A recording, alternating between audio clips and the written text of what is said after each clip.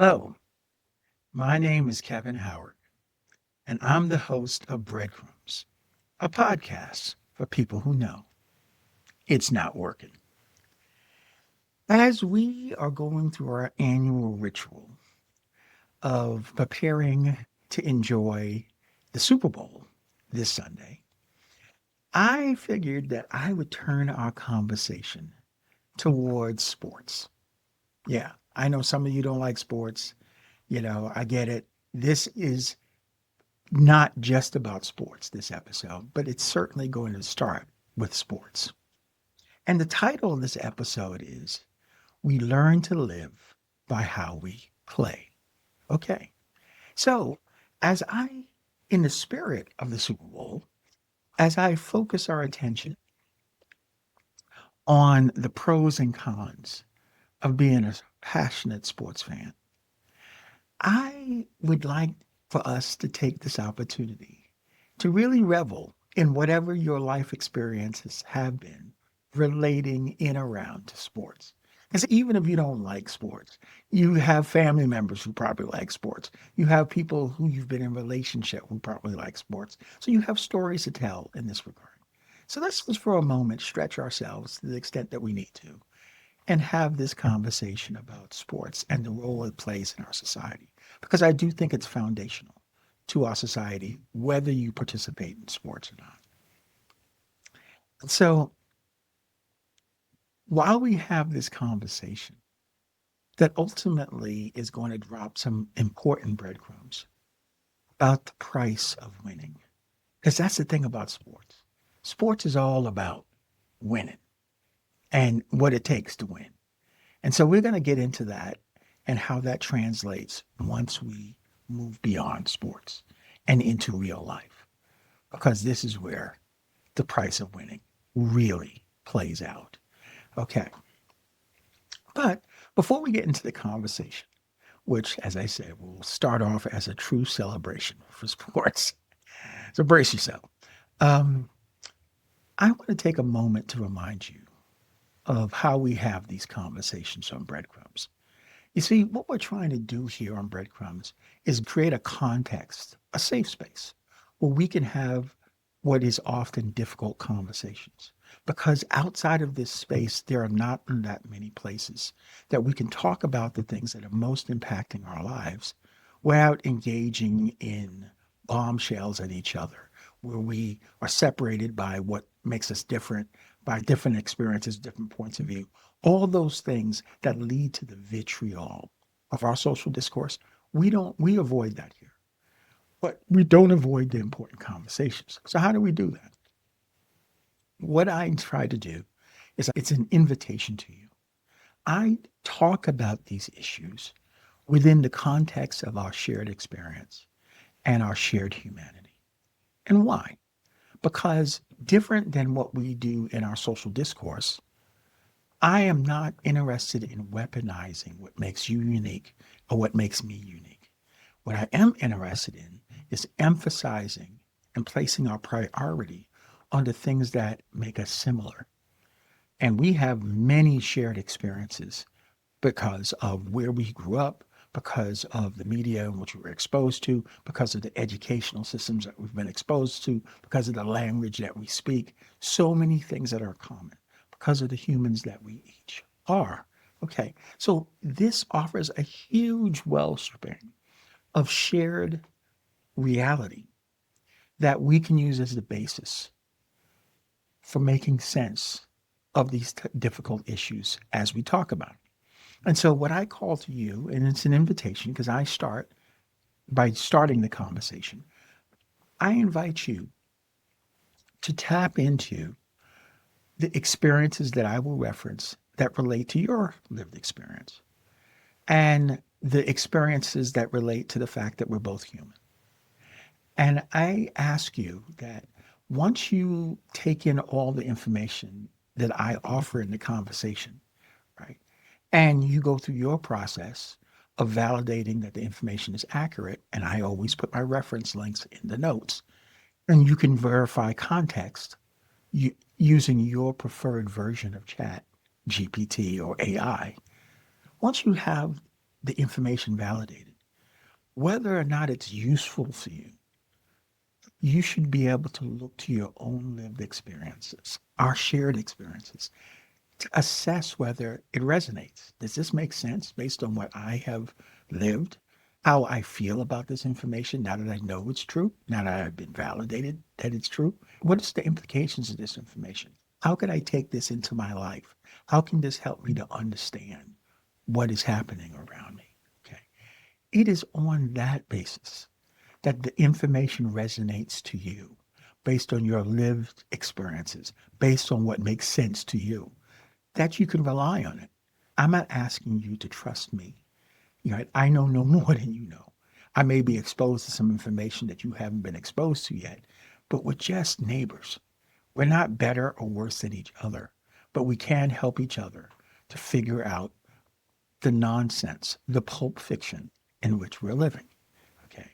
So that's how we frame our conversations. And that's how we're going to have this conversation today on the fact that we learn to live by how we play. Okay. Let us begin. Now, I'm going to share my love affair with sports. And I want you, to the extent that you too love sports, to the extent that you too have been exposed to sports, to share your experiences in the notes for this episode as I share mine. Right. Some of this is going to speak intensely to you, particularly if you happen to be a sports fan. Well, I have been a passionate sports fan for most of my life. Okay. I grew up in the Bronx. And in the Bronx, New York, very urban city, and we had parks. So don't get us wrong. We had parks, we had some grass, but normally we would play sports on the street, right there with all the cars parallel parked and traffic coming and going or whatever. And so I grew up playing sports almost every day after school on the weekends with my brother and the friends in the neighborhood. And we played stickball. We played softball when we got to the park. We played two-hand touch. We played street hockey, yeah, with a ball and sticks and running with our sneakers and little nets for the goalies and stuff like that. We played basketball, absolutely. And so we played all these sports, and I just absolutely loved it. Now, the interesting thing about playing sports in the Bronx, New York, is because you were literally playing when the traffic allowed you to play. So you find yourself a less busy street. You're not playing in the middle of a big boulevard, but you're playing in a neighborhood street where every 5, 10 minutes is going to be a car or two that's going to roll right down that street. And you need to stop, grab the ball, and make sure it doesn't get run over. But the kids would come home from school, get outside, get out by the stoop, see how many numbers we have, choose sides, and go to it. Whether it's basketball, whether it was football, whether it was some version of baseball, softball, whatever, or hockey, we would do it. And that's what fueled my passion for sports. And I don't know what it is. I was one of them weird kids. Yeah. Okay. You probably know that already if you've been watching this podcast. But I was one of those weird kids who I would get into the analysis of it. I would get into the strategy of it. So if you were playing two-hand touch on the street with parked cars, the sidelines was the curb. So you had the sidewalk and then you had the curb. And then you had the car parked and then you had the street. And so there would be little spaces in between cars that were parallel parked on the street. And so part of the strategy was to be able to do, we'd call it a Paul Warfield behind the blue Impala. And what that would be is a down and out. So you run down, straight down the street until you got to the back bumper of the blue Impala. And then you turned out to the curb and the quarterback would throw the ball and try to get it to you before you hit the curb. And you'd catch the ball and you'd get your toes in. And that's how you made a catch. Okay. So these are the kind of intricate strategies that kids in the city had to deal with in terms of how to play football when you didn't necessarily have a park to play in. But we'd go to the park and put down markers and stuff like that and do our own fields, and then that would be fun. But, it's Tuesday, it's after school, we only got an hour and a half before it gets dark. Yeah, you're playing on the street in between the cars. Okay, so that's how it was. Great times. And me and my brother, we were known as the Hat Brothers. And the reason why is because we had my mom, it was back in the 70s, and there was a thing about wearing similar clothes amongst brothers. My mother had us these denim hats that were just rounded and stuff like that, and you'd put them on. And so that's the hats that we used to play. So the kids in the neighborhood call us the Hat Brothers. And we were good. We were good at these sports. I mean, seriously. When it came to football, literally growing up in our preteens and our teen years, we never lost. Yeah, tell me another fish story, Kevin. I am telling you, two-hand touch, 2-on-2, 2-on-3, sometimes 2-on-4. Me and my brother never lost. And the reason why is because we practiced this thing. We had the strategy down. He knew when to release the ball so that by the time I made the cut to the curb behind the blue Impala, it's already in the air and on the way. There's no way the defender can get there before I do. And there I go. I got the catch. Toes in, just like that. You would think it was Jerry Rice and the 49ers and Joe Montana back in the day. I'm just saying, right? That's the kind, because we would practice and practice and practice and practice and practice to make sure that we could do this stuff. So yeah, we were good and we were fine. And so that was growing up with the sports. Now, as a fan, I don't know what it was about 1975. Okay, I was born in 1965. So 1975, I was 10. And I was coming into the fruition both of playing sports, all the sports, and before I even get into being a fan, let me talk about Kevin Howard as the basketball player, right? Is I was one of the, back then in the 70s, in a place like the Bronx, it was all about style. It was all about the ABA and Julius Irving and, playing above the rim, and everyone was just dunking and doing all this. Now, I went a different direction because I got exposed to Digger Phelps and the Fighting Irish and Bob Knight in Indiana. What it is about Indiana basketball, I don't know. But I got exposed to that. And I was one of these people who used to play defense, who played below the rim, who knew how to pass the ball, right? Who was an insatiable rebounder. I mean, I was Rodman before Rodman was Rodman. That was me back in the day playing in New York and stuff like that. And I had a nice, soft set shot that if I was open, I could just hit that shot from the three. I could hit it from the side, whatever. But I wasn't breaking anyone down off the dribble and making my own shot. That wasn't my game. But I played great defense. I got great offensive and defensive rebounds. I knew how to pass the ball, had good vision, and I could hit that open shot. If everyone collapsed down on the players who were making all the moves and I was sitting there in the lane, they can hit me and I would hit the shot. So I contributed. I used to love to play them sports. So that was the playing of sports that led into 1975, where I started discovering sports. And so I loved both college sports, March Madness, college basketball, and college football. But on the professional level, I had all the major sports covered. I was deep into the National Football League. I was Major League Baseball, National Hockey League, and New York is a huge hockey town. I might say that for many years, hockey may have been my favorite sport, by the way. Basketball, football, hockey, baseball. Those were my big sports. But I also loved professional golf, professional tennis. Yeah, I was a Jimmy Connors man, Chrissy Effort. Yes. But my big things were the four major sports. So we finally get to the point where I need to admit what my sports teams were. And don't let me stick my hand out here by myself and you don't participate in this conversation. You put your favorite sports teams in the notes because I know as soon as I say my favorite sports teams, many of you are going to be like, oh my God, I might have to turn off this thing right now. But here we go. And this is a part of the fun of sports, right? Because, you can debate, you can do all these things. So my four primary rock solid sports teams for each of the major sports. Growing up in the Bronx, baseball, I was a New York Yankee fan. Yes, go figure.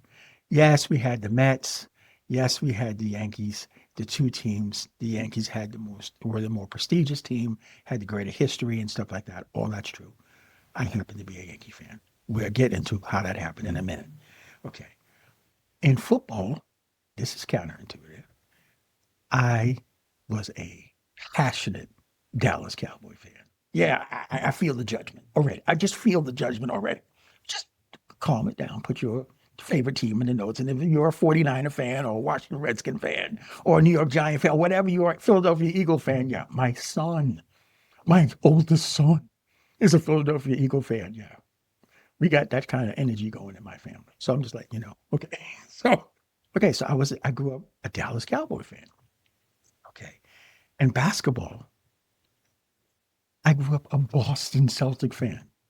Yeah, I know. For you, any of you from the inner city, Philly or wherever, you're probably really thinking, okay, how many times did I have to get into a fight over being a Boston Celtic fan in the Bronx? Yeah, it's probably true, right? But not many. Actually, not many. The people in the neighborhood knew me. Maybe that was my only advantage. So I didn't have to fight over being a Boston Celtic fan or a Cowboy fan, by the way. Okay. And my hockey team was the New York Islanders.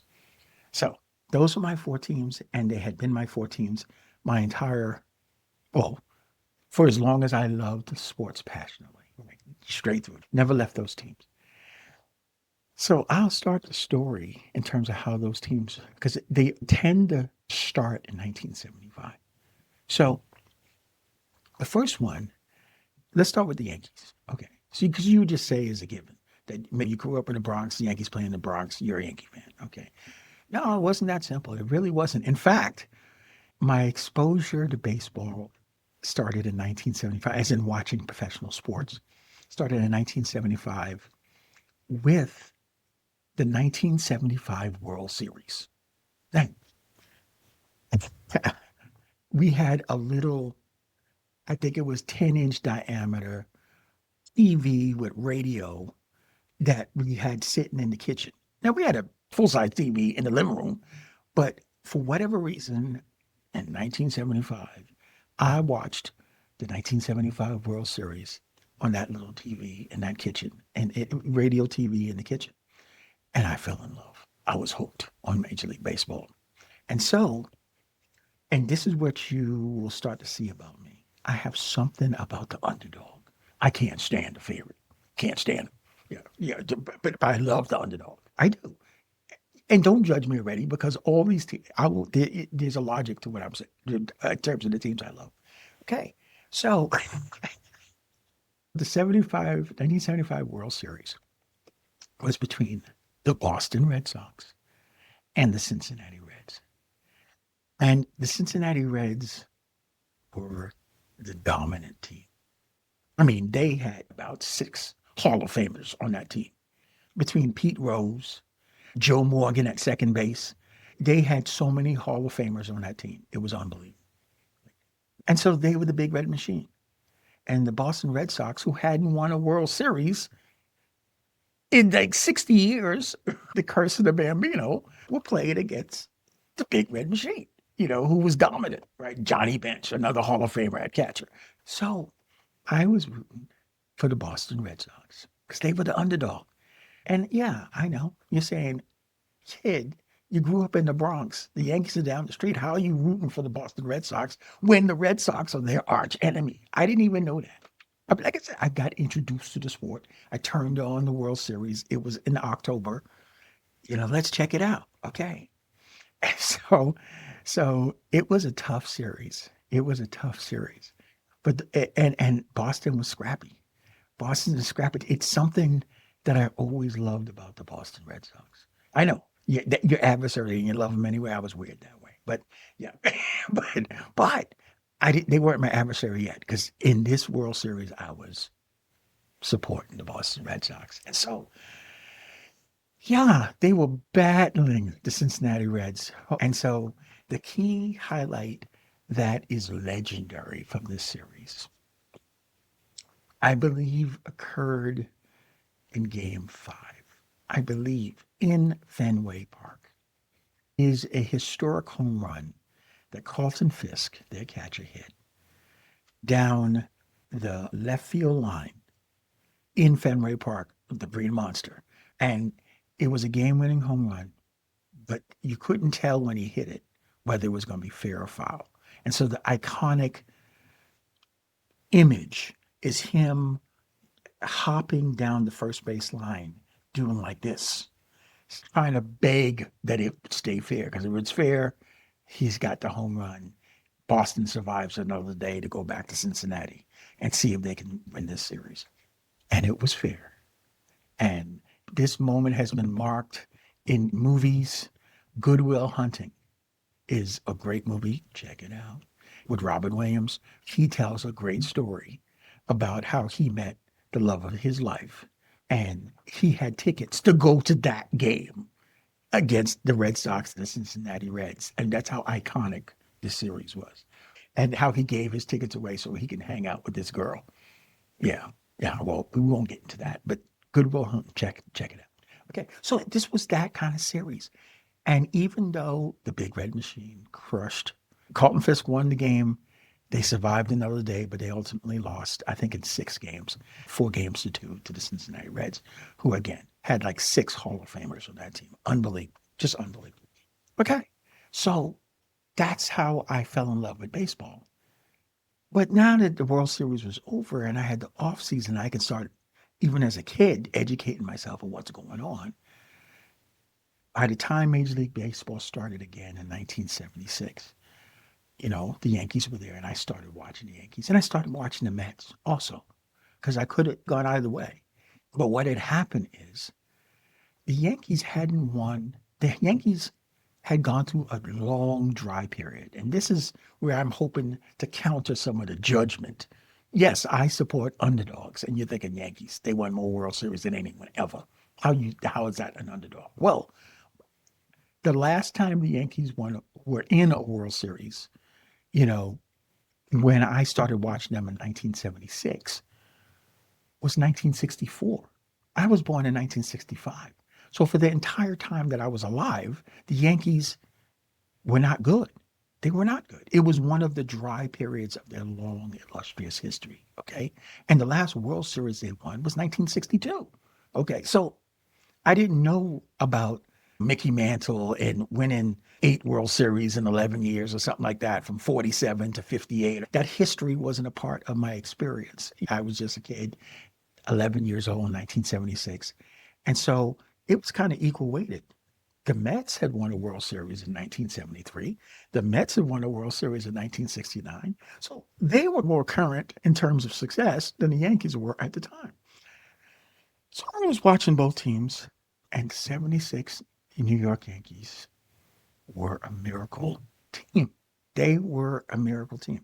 For the first time in my life, they were battling, and they were in it, and they were making moves. And over the course of the 1976 season, I fell in love with the Yankees because they were this underdog team. The Mets were stinking out the place. They were in decline after winning the World Series in 73. They were steady decline and would be in decline for years after that. Didn't know that.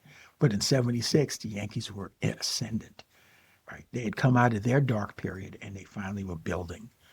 So the core of a good team that would ultimately win some World Series again. But I didn't know this. I was just catching this growing underdog team in New York. And so the Yankees won the pennant. They won the division in 1976, the American League East division in 1976, and went to the playoffs. And they battled what had quickly become one of their arch nemesis, the Kansas City Royals, and legendary first baseman Chris Chambliss hit a walk-off home run to send the Yankees to the World Series in 1976. And this was another iconic home run in that by the time Chambliss was rounding the bases as he hit the home run, all the fans in Yankee Stadium came down on the field. And he's literally having to fight his way through the fans before he got around the bases and got home. So it was that kind of season. Walk-off home run to go to the World Series. This is how an 11-year-old falls in love with a team. So that's how I became a Yankee fan. By the way, We got to the World Series, and who did we face? The Big Red Machine and the Cincinnati Reds and all those Hall of Famers, and they did us wrong. They beat us. They beat us down. I think we won one a game. I think we lost in five, but they didn't clean sweep us. We were Cinderella. That's what I mean about the underdog.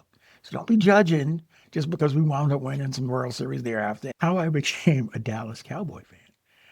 Ask yourself, is the only reason you became a fan of your teams because you happened to be born in a certain area and that was a team? And so, hey, you're in Wisconsin, so I'm a Green Bay Packer fan. If that's your story, I can respect it. Well, in the 70s, the NFC, where the Dallas Cowboys played, the National Football Conference, were being broadcast by CBS Sports. And the AFC, the American Football Conference, were being broadcast by NBC Sports. And the way they had organized it, because unlike today, the only days that professional football were played was on Sunday, during the day, and Monday night. That's it. There was no Thursday night. There was no Sunday night. And so on Sunday, CBS would broadcast two games and NBC would broadcast two games in the New York market. And they were doing this all over the country. So the two teams in New York in that market were the New York Giants and the New York Jets. The New York Giants were a competitor to the Dallas Cowboys, to the Washington Redskins, to the Philadelphia Eagles, to the St. Louis Cardinals. All of them were in the NFC East at the time. And they would be the games that CBS would broadcast.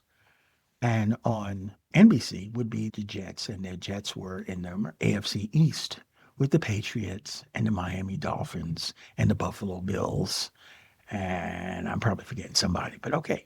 And so every week, what CBS would do is, so the Giants would play in one slot and the Jets would play in another slot. They would never have the two teams play at the same time so that the televised game would be competing against each other. The Jets would be playing. So let's say the Giants were playing the first game. And then the second game, the Jets would play. So if the Giants play in the first game, the second game that CBS would broadcast almost always was the Cowboys. Now, I didn't know how this was happening around the country, but one of the ways that the Cowboys became America's team in the 70s was that CBS found that they had a lot of fans in a lot of places. And so they would broadcast the Cowboys all over the country in those off slot periods. So if the Giants were playing first, the Cowboys would be broadcast in the second slot, playing at the same time that the New York Jets were playing. So here I am, 1975, starting to watch these sports, not having a team. I'm watching the Giants, and they're solid. I kind of like their football, Joe Pisarcik, and I kind of like what they're doing, but they're not a really strong team at the time. The Jets were a hot mess. I mean, the Jets had the more recent success with Joe Namath, but those years had been late 60s, early 70s when the Jets were really, really good. By the time 1975 is, they had fallen deep off the ledge. And so here as a young fan, the Jets weren't very good. The Giants were a little better. I would say they were average. But the Cowboys, there was something about them. Now, the interesting thing, again, I know you're judging me, saying, I thought you said you like underdogs. In 1975, the Cowboys did not make the playoffs in 1974. I didn't know this, right? The Cowboys weren't coming off a Super Bowl. The Cowboys were not dominant at the time. They had some successes in the late 60s. They had some successes in the early 70s, but they were in a rebuilding phase. And 74, they did not make the playoffs in 74. So this was a rebuilding phase Cowboy team. They looked a little different. They were silver and blue. They had the Lone Star, the Star of America. They had this beautiful stadium in Texas, this massive, gorgeous thing. The sun would come in and they wore these white uniforms and they were doing all these innovative things. And their head coach, the man in the fedora, Tom Landry, wearing a suit, stylish. There was something about them, even though they weren't particularly good. There was something about them. They were doing things different. So I just started watching them. They were just more entertaining than the Jets, who were a hot mess, and the Giants, who were very pedestrian. You run into the line, throw a little quick pass here and there, and punt the ball back to the other team. But eventually they would get a touchdown and this and that. And they'd be like, in a 14-game season, the Giants would be 6 wins and 8 losses, maybe 7 wins and 7 losses. The Cowboys were also in that 7-7 range. They were less than that. They were probably like 5 wins and so many losses, 6 wins and 8 losses or whatever, because they didn't make the playoffs in 74. So this was an up and coming team that seemed to have some style about them. And so as I started watching this 14-game season, the Cowboys became the cardiac Cowboys. In that every game was a struggle. It looked like they were going to get beat down and then they would fight their way back. Now they wouldn't always win, but of all the teams in the league, they were coming back more than any team was coming back. I mean, they would have these spectacular comeback victories, and they started doing it often. Like I said, not every week, but over a 14-game season, if 4 or 5 times, like 5 times, they would come back with incredible comeback victories and stuff like that. So I was blown away. And they just had such style with them. I mean, the offensive line, these big guys would come up to the line of scrimmage and they would get down in their position. And as the quarterback is calling the signals, at one point, they would all stand up in unison and then get back in their position again. I mean, no team was doing that. And then they would run their offense out of something called the shotgun. Texas, right? The shotgun is when the quarterback starts right behind the center. And then he starts saying some signals, and then he backs up away from the center, like 5 yards. This is the shotgun, because the center is now going to snap the ball and hike it all the way back to him back there. No one was doing this. Who are these people? The Giants weren't doing that, and certainly the Jets weren't doing that. So it was the shotgun off, and they had a defense called the flex. All the defenses were like a 4-3, 4 linemen, 3 linebackers, a 3-4, 3 linemen, 4 linebackers. The Cowboys had something called the flex, where they had different linemen not on the line of scrimmage exactly, and they all complex. Tom Landry was over there. He's an engineer designing all this stuff. So all the innovation seemed to be going on with the Cowboys. They were trying to do something that no one else had done because no one else was doing what they were doing. But they weren't successful yet at doing it, by the way. It was all like a chemistry experiment, and I was into it. So I was watching, and they would find these spectacular ways of winning. So by the end of the season, the Giants were over there doing what they do, and the Cowboys were 10-4, 10-4, and they did not win the NFC East. As I sit here right now, I don't remember who did, but it wasn't the Giants. I have to check that. And so the Cowboys made it in a slot called the wild card slot. The NFL had just created it. This was when the major sports were starting to expand the teams that get to the playoffs. So the Cowboys were the first wild card team. So this Cinderella cardiac cowboy team, who did not make the playoffs the year before, lit this kid on fire with all this exciting comeback victories. That's how I became a Cowboy fan. And that playoffs, okay, so they go to the key memories from that playoffs was they had to go to Minnesota to play the Minnesota Vikings against soon-to-be Hall of Fame quarterback Fran Tarkenton. And Bud White was the head coach of the Minnesota Vikings. And it was played up. It was an outdoor stadium. Yeah, in Minnesota in January. Yeah, Cowboys play down in Texas. The boys are not used to all this. But it was a crazy, crazy cold day. The Minnesota Vikings had a great defense. The Purple People Eaters, I think they were called. They were unbelievable. Alan Page and them fellas, devastating defense. And they had a great offense and a tough running back, and it was a great game. It was a great game. And the Vikings had us down by the end of the game with less than 2 minutes left. We had to go like 60, 70 yards. And we needed a touchdown. The wind was blowing and it's below zero. And it was that kind of great game. Roger Staubach, the quarterback of the Dallas Cowboys, got us to the 50-yard line. But now, seriously, it was about 30 something seconds left in the game. Yeah. And we needed a touchdown. Like from the shotgun position, they hike the ball to Roger Staubach, and he throws what they call the Hail Mary pass. This is where the Hail Mary pass came from. He had his number one receiver, Drew Pearson, was running down the right sideline. And he was running stride for stride with a cornerback and the safety over the top, right? Well, Staubach threw a beautiful pass and got it to a place that Pearson had a shot for catching it. And here's the controversy. The controversy is whether or not Drew Pearson pushed at a timely moment as the ball was coming in.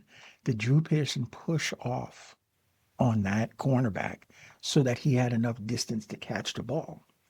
The bottom line is the side judge who was there, who could see it, did not throw the flag. And Drew Pearson caught that touchdown pass in Minnesota under the craziest conditions. You could imagine the intensity of the noise. 30 seconds left in the game, 50-yard touchdown pass, and the Cowboys defeat the Minnesota Vikings in a legendary game. The controversy over the call or no call obscures the fact that both teams played their hearts out. It was a great game. And of course, as a Cowboy fan, and my brother was a Minnesota Viking fan, to my dying breath, say that Drew Pearson did not push off, but I'll leave that up to you. You can see the video on YouTube. In fact, I will put the link to that video, to that play, in the notes for this podcast so that you can check it out. And then I want you to tell me, Kevin, he pushed up. Well, we'll see. And they go on to play the mighty Pittsburgh Steelers in a Super Bowl. The Steelers were ascendant. They were already a Super Bowl champion. This was the first wildcard team, made it all the way to the Super Bowl, and it was a great game. The Steelers won 21-17. And coming up in this podcast episode, I will be sharing with you a play from this game, which made my all-time worst sports memory highlights. We'll be having that conversation in a few minutes. But that's how I became a Cowboy fan. Okay. They weren't America's team yet. They weren't successful when I came. They were an underdog. They were an underdog against Minnesota. They were an underdog against the Pittsburgh Steelers. And in all cases, they just played their hearts out and they did it right. And they just, and Tom Landry was a visionary and it was just great. Okay. So I was hooked. That made me a Cowboys fan. In terms of hockey, as I told you, growing up in New York, hockey was probably my favorite sport. And it's just because it's the combination of speed. It was as fast a sport as any sport because of how fast they can get on those skates, because of how fast the puck would move. I mean, you do a slap shot, and that puck is going like 110 miles per hour. I mean, the fastest Major League Baseball pitcher is throwing 100, 101 max then. And they weren't throwing 100 then. Actually, they were throwing like high 90s. But a good slap shot in hockey, this is a puck. It's about an inch thick and about 2.5 inches wide, but it's heavy. And this thing is going at 110 miles per hour in a goaltender with a mask, seeing through bars with big pads on because that puck hurts. Big pads on and a big glove. It has to try to catch it. It has to try to block it from going into the goal with defenders cutting across him, trying to obscure him so he can't see where the shot came from. All of that is going on. So hockey was a combination of speed and physicality. These guys would hip check each other, and it would be like a linebacker coming on a blindside blitz. They would hip check each other and, go flying and crashing into the boards. So it was the combination of the speed and the physicality that none of the other sports offered. In New York, the team, certainly in the Bronx, the team was the New York Rangers. They played in Madison Square Garden. Madison Square Garden was the premier sports arena in New York. And so a large percentage of New Yorkers in the city who were hockey fans were New York Ranger fans. I wasn't having that. Out on Long Island, in Uniondale, there was a team called the New York Islanders. And they played in a rinky-dink place called the Nassau Veterans Memorial Coliseum. That became my mecca. I just loved this scrappy little team. Now, the New York Rangers were one of the original, I think, 6 National Hockey League teams when the league started. So yes, I believe back in the 1920s, maybe in the 1910s. So this was a premier franchise. The New York Islanders were our expansion franchise that started in the 70s. They had started like in 71, 72. So this was a new franchise playing in a rinky-dink, but professional grade arena, the Nassau Veterans Memorial Coliseum. It wasn't Madison Square Garden. Okay. So I liked them, and they were a scrappy team. Billy Smith, Glenn Chico Resch, Bobby Nystrom, Mike Bossy, Brian Trottier, Clark Gillies, Al Arbor was the coach.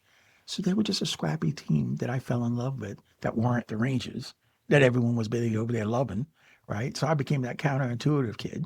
Yeah, no, a couple of times I had to scrap over this stuff. But all I'm saying is I fell in love with the Islanders because they were the underdog team. And then finally, the Boston Celtics. Now, how did that happen? How did that happen? Well, it came because my love for basketball started in college basketball. And I just became a fan of Indiana basketball. And I mean Notre Dame, Digger Phelps and the Fighting Irish, Bobby Knight, the Hoosiers of the University of Indiana, Mark McGuire and Marquette. And these coaches had a certain style of basketball that had introduced me to the strategy of the game. These were coaches were below the rim coaches. These are coaches who taught defense, who taught set plays, who crafted offenses around role players, not absolute all-stars who were freewheeling all the time. No.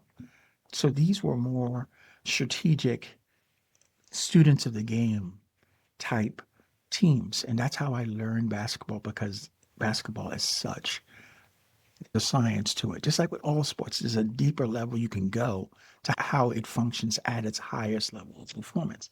And so these coaches were like that. The NBA example of that was Tommy Heinsohn and the Boston Celtics of the 1970s. Because in New York, the New York Knickerbockers were styling. They were that above the rim style. Earl the Pearl Monroe breaking down people off the dribble, doing all these crazy shots, not setting up plays. Walt Frazier, that was the Knicks. It was all about style and getting to the hoop. In the American Basketball Association, where the New York Nets were playing, their all-star was Julius Erving, Dr. J. So you talk about the original above the rim all-star. So it was all style and fashion, these two teams. And here I was falling in love with basketball in the strategic approach, pick and roll, all the mid-sized players and all the role players fitting the pieces together to create an incredibly cohesive team. That I found in the NBA with Tommy Heinsohn, the Boston Celtics. And this was pre-Bird, okay? My favorite Boston Celtic player, this is pre-Bird, was a guy named Hondo Havlicek, John Havlicek. This guy was a sixth man come off the bench.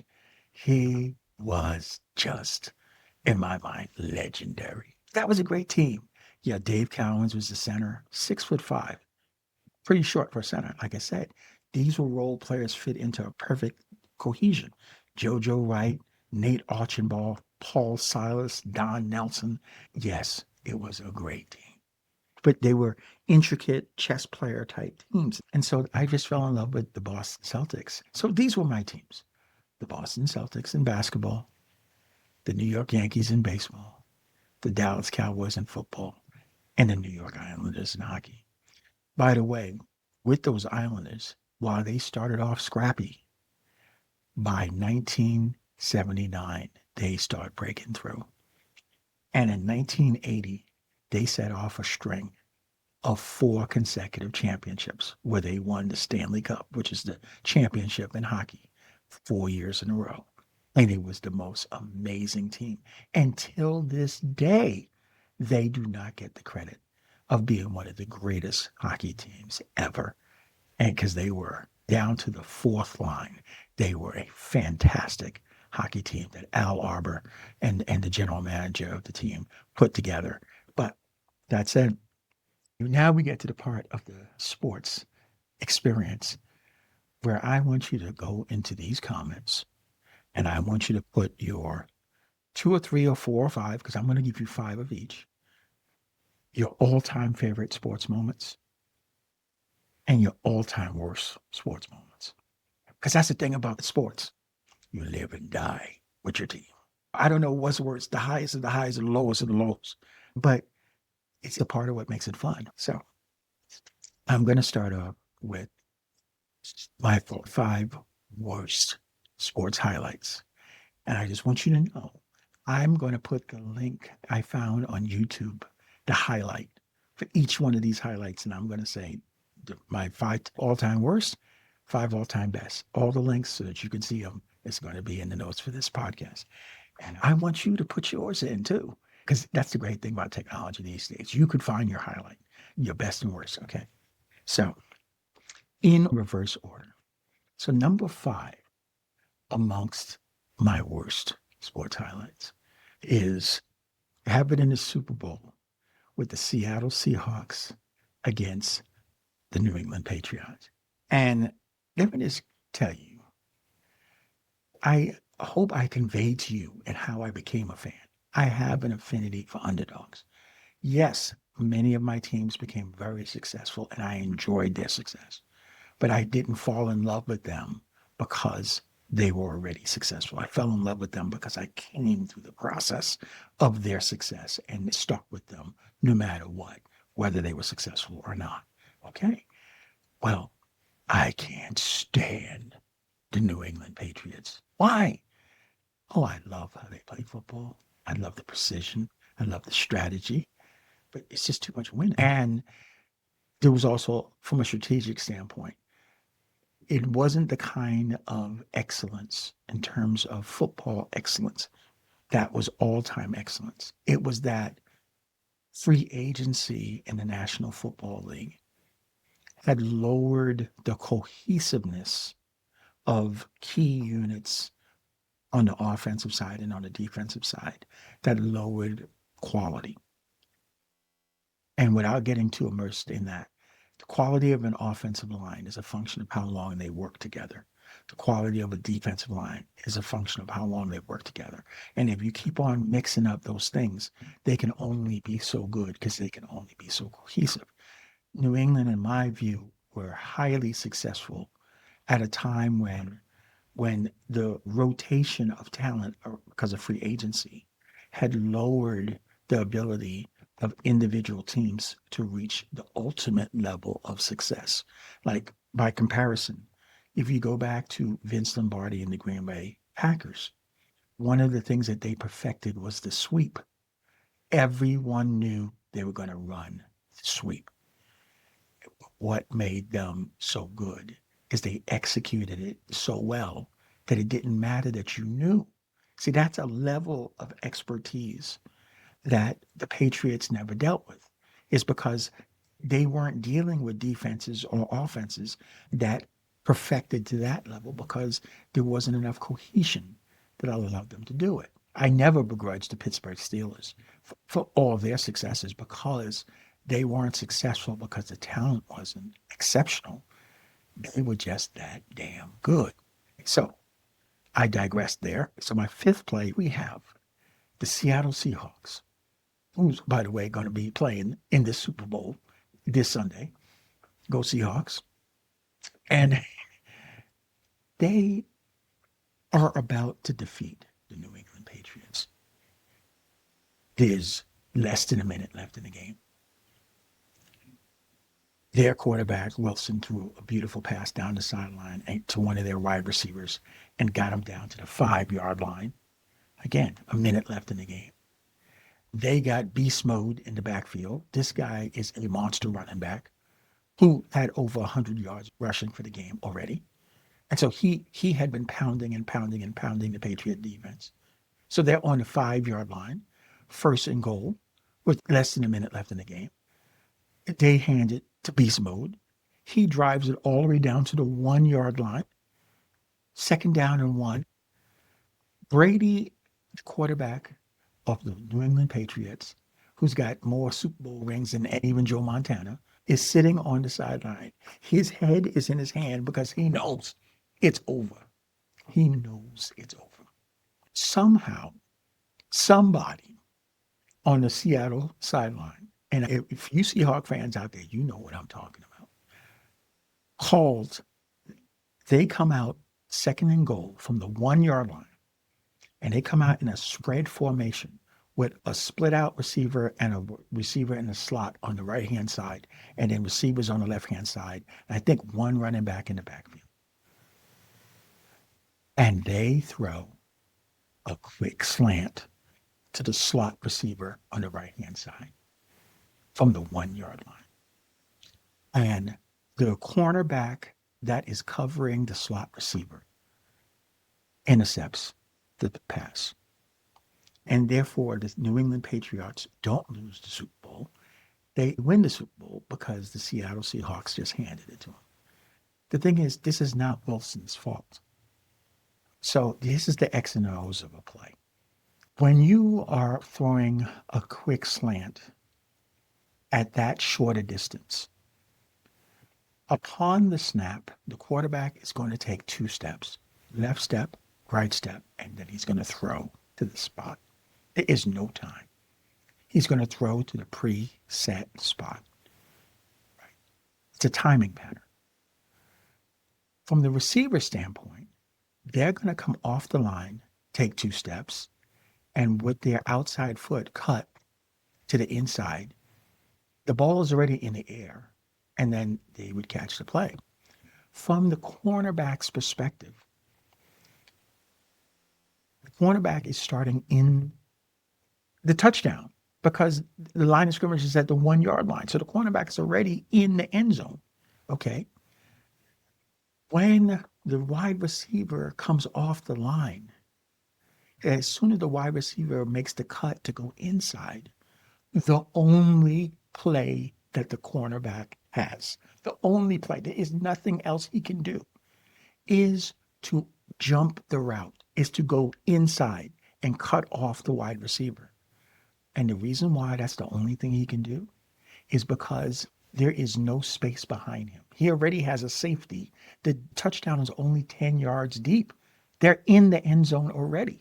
If by cutting under the wide receiver as he's cutting in, if the wide receiver goes behind the cornerback, the safety is there to pick him up. The only play the cornerback has is to jump the route and cut underneath, right? And that's what he did. So when Wilson took his left step, right step, and throw to the spot, the cornerback jumped the route and he was at the spot first. And so that's why he intercepted the ball. It wasn't a great play. It was the only play.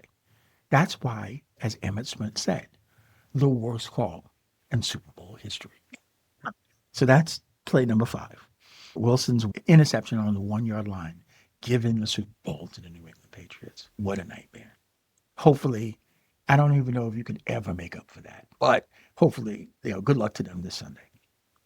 Okay.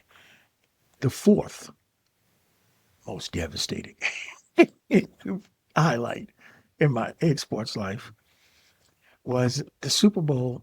I happen to live 22 years in Phoenix, Arizona. And so even though Cowboy fan, I support the home teams. And so I was a season ticket holder for the Arizona Cardinals. And I happened to be there when they made it to the Super Bowl against the Pittsburgh Steelers. What a great game. What a great game. And Ben Roethlisberger, the Cardinals were leading by 4 points or whatever, drove the Pittsburgh Steelers for a game-winning drive with just minutes left in the game. And by the time it was complete, there was almost no time left in the game. And so they had the ball like second and goal, maybe first or second and goal from about the 6 or 7 yard line. And Roethlisberger, from interesting enough, a shotgun position, took the hike from the long snap and he started hovering to the right and he threw a pass. He had his wide receiver. I don't know if it was a slot receiver or what, but the wide receiver was doing a corner route to the outside, right, in between the cornerback underneath and the safety over the top. So the Cardinals had two defenders, one underneath and one over the top. As the wide receiver split the two defenders, and Roethlisberger threw this pass that, in my opinion, it's one of the most perfect passes I've ever seen. So this is when you have to tip your hat, even though it's a nightmare. He threw it where the cornerback below could not get to it, and the safety above could not get to it. The only person who could get to it is that wide receiver. But the only way he could get to it is somehow catching it clean, can't bobble it at all, and keeping his toes in. Well, I had one of these 65-inch flat screen TVs for that game. And I had this thing stopped. I had the kind of thing that you could pause the action because it was being recorded. And I stopped it. And the referee was right. The side judge was right. The toes were in. It was the most perfect, timed, executed corner pattern that I've ever seen in my life. And it defeated the Arizona Cardinals in the Super Bowl with like seconds to go. So that is Ben Roethlisberger's game-winning touchdown in the Super Bowl against the Arizona Cardinals that defeated them. Was my fourth worst because that was heartbreaking for us in Arizona. Okay. The third worst highlight is Phoenix Suns, another team that I was a season ticket holder. By the way, I lived in Phoenix for 22 years. So, I'm supporting the Phoenix Suns. And the Phoenix Suns have never won an NBA championship. And this year was going to be their year. They were battling the San Antonio Spurs. Oh my God. Coach Popovich, a legend. I love the guy. But we had a great team and we had a good coach. Popovich is a great coach and he has a great team. We are in this best of 7 series and it is a battle, rock solid battle. And so this is game 5 in San Antonio. And the Suns are going back to Phoenix for game 6. And so in game 5 in San Antonio, in a 2-2 series, right? Best 4 wins out of 7. This was a battle. Great game. Leads changing back and forth. But as it wore down to 3 minutes left in the fourth quarter, the Suns pulled away. They pulled away and they had it under control. The Suns were going to defeat San Antonio in San Antonio and be able to go back to Phoenix and close them out. And then that would have sent them to the NBA Finals against the Cleveland Cavaliers. And so Steve Nash, our point guard, and he's itty bitty. He's about 6'1". He's bringing up the ball, up the court. And Robert Horry, who's kind of a forward. And Robert Horry is a great player. He's not a thug, though he's tough. He's got a little Detroit in him. Yeah, there's no doubt he's tough, right? But he's a great player. Well, San Antonio needed to do hard fouls because this is where you get on the free throw line and try to shoot it out and see if you can hit some threes and all this other stuff. All the complex strategies at the end of the game when you're down by 7 and you only have 2 minutes left or whatever.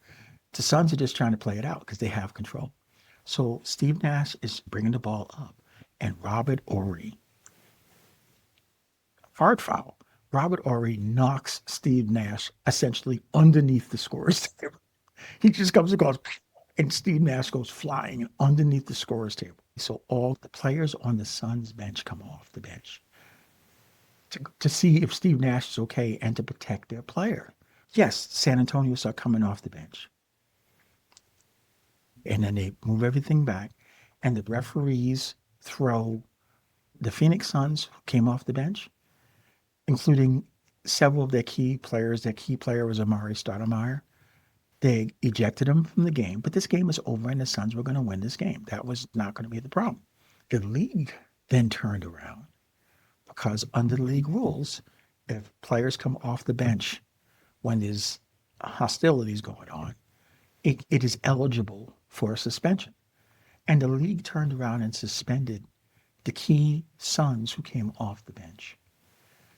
And that cost the Suns the game in Phoenix because many of their key players were not eligible to play.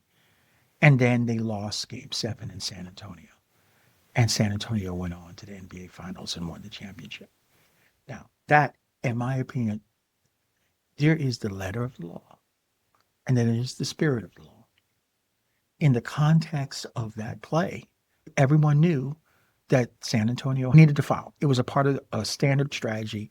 You foul, you put the Suns on the line. If the Suns don't hit free throws, you could hit some threes, and all of a sudden you can catch up from 7 points quicker that way. So it was standard. So Nash did not expect to get fouled. What he did not expect, and what the Suns did not expect, is for him to get knocked underneath the scoring table. Just go check it out. The link is in the notes here. Okay. And so the idea that the league could not see the context, the reason why Ori didn't just foul him like a regular foul was because the Suns were defeating the San Antonio Spurs. They were going to go back 3-2 and go back to Phoenix to close out the series. And so that hard foul was intensified by the fact that Ori was angry about losing. That is just the fact, Jack. That is the context. For the league, the players who came off the Suns bench did not attack any San Antonio Spurs. They did not attack Robert Ori, right? That came off the bench and they went to the Nash, and then it was just a bunch of people standing there. That's what happened. To have a series that good, that hotly contested, be decided, be influenced by profound suspensions that was done strategically, that Ori's foul was purposeful. I mean, he took a cheap shot at Steve Nash that would engender anyone trying to protect Nash, to punish the Suns by taking their key players away when they did not come out fighting. It'd be one thing if they did start a brawl. They did not. You will see it in the link. A bunch of players standing there. The idea that you would cost them the series over that is a travesty to this day, a travesty in the NBA. And I think it denied the Phoenix Suns, an organization that has never won an NBA Finals, the year that they had their best chance to do it. So that's number 3. Number 2 of my worst all-time highlights. And this is one that we're going to be talking about later on in terms of what are the things we learn from sports. This was when, again, I'm a Cowboy fan.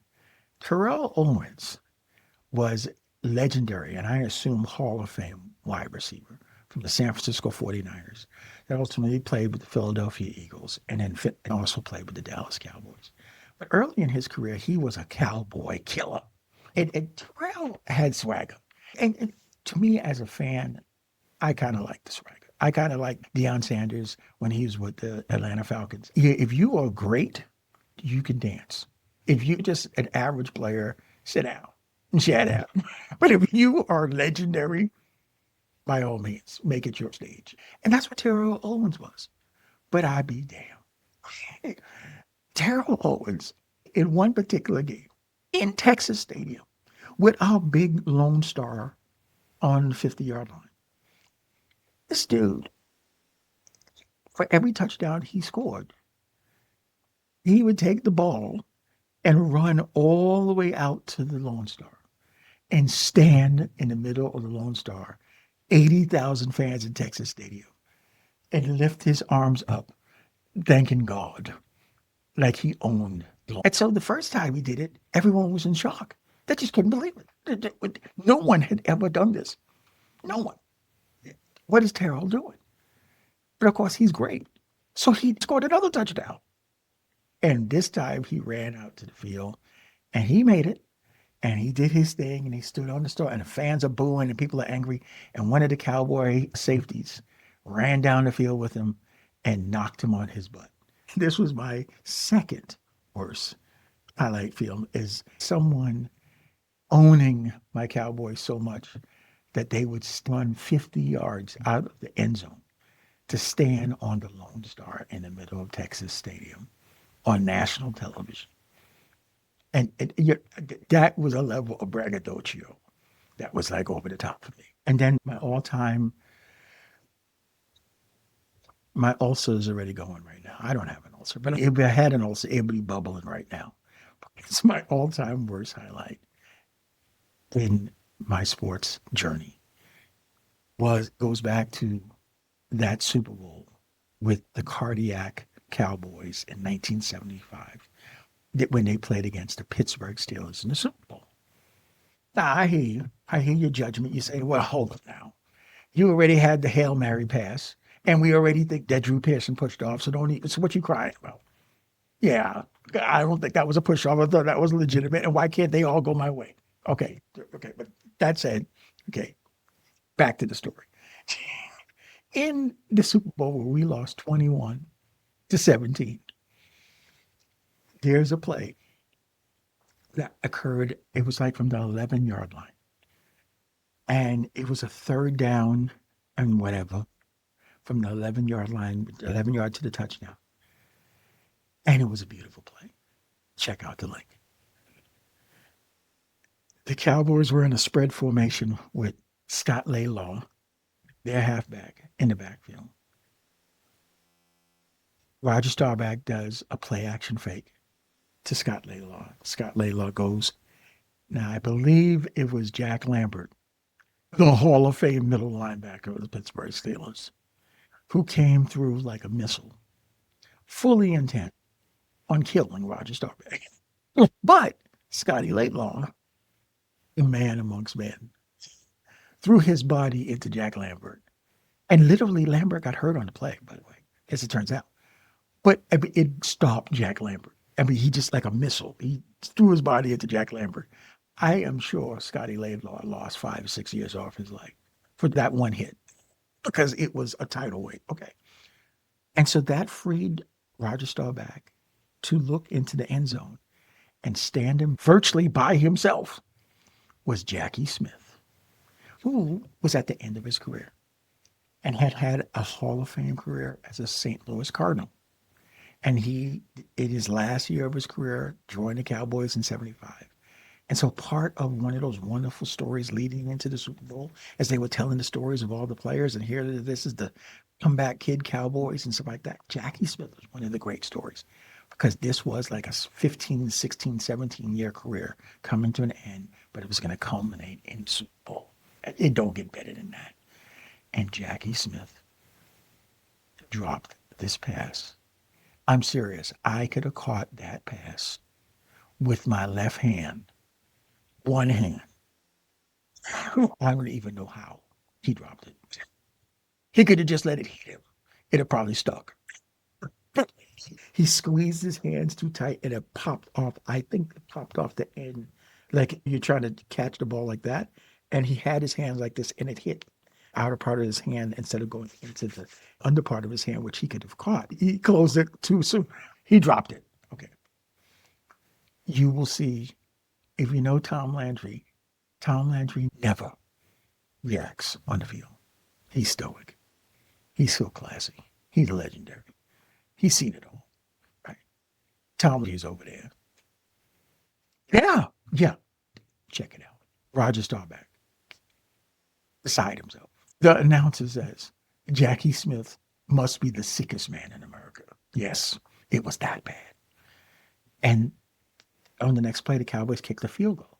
So instead of getting 7 points, they got 3. And they lost by 4. Welcome to my all-time worst wake up in the middle of the night. Can't still believe that it happened place in my sports career. Okay. So that's my 5 worst, my 5 best.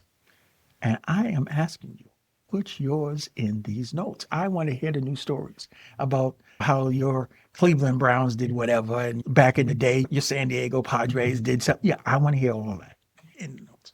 So my 5 all-time favorite highlights, starting from number 5, is Emmitt Smith's greatest game. Emmitt Smith is the Hall of Fame running back of the Dallas Cowboys who played in the 90s and into early 2000s. And in 1993, in the final game of the season in Giant Stadium, the significance of this game, because both these teams were going to go to the playoffs, but whoever won the game would win the division.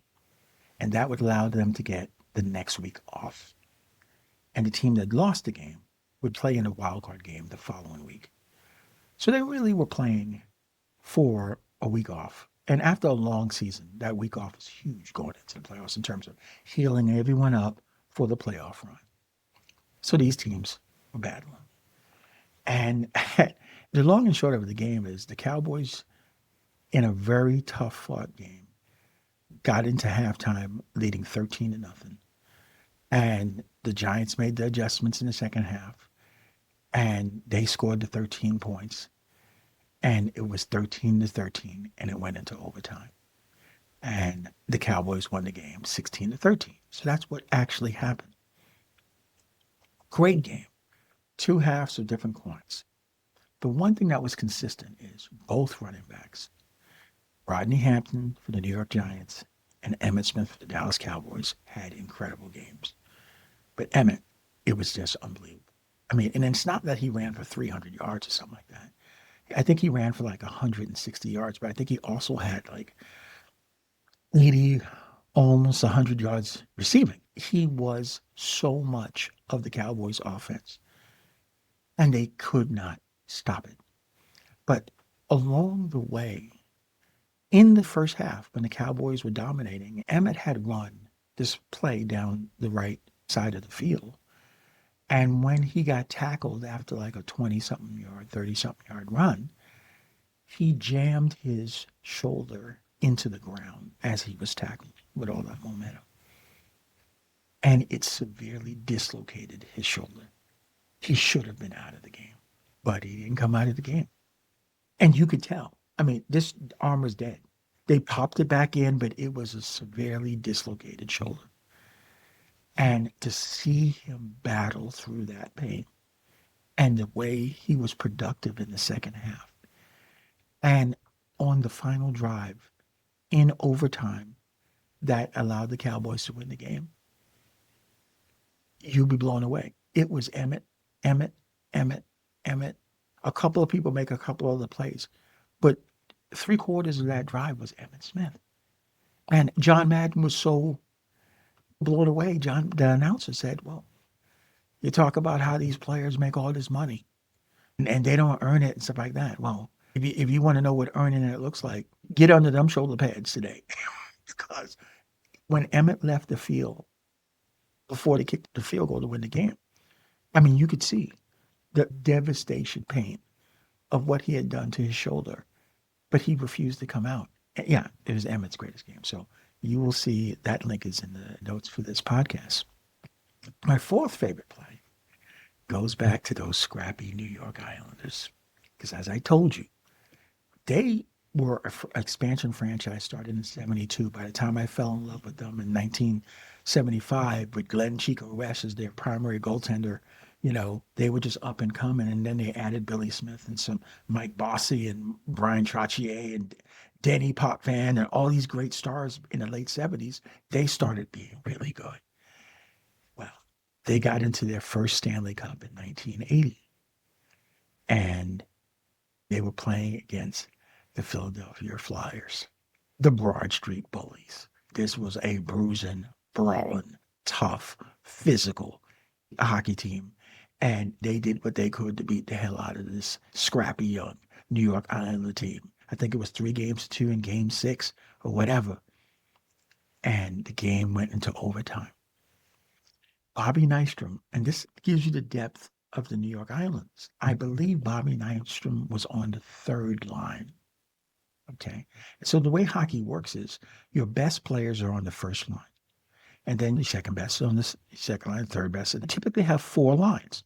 Some of these lines are defensive lines. Like your fourth line might be just your best defenders. So there's all different types of strategies of how you organize your lines to defend and to play against the opponent. But Bobby Nystrom was on the third line of the Islanders. And in overtime, they had a penetration play where he got past the puck on the right side of the goaltender on his left.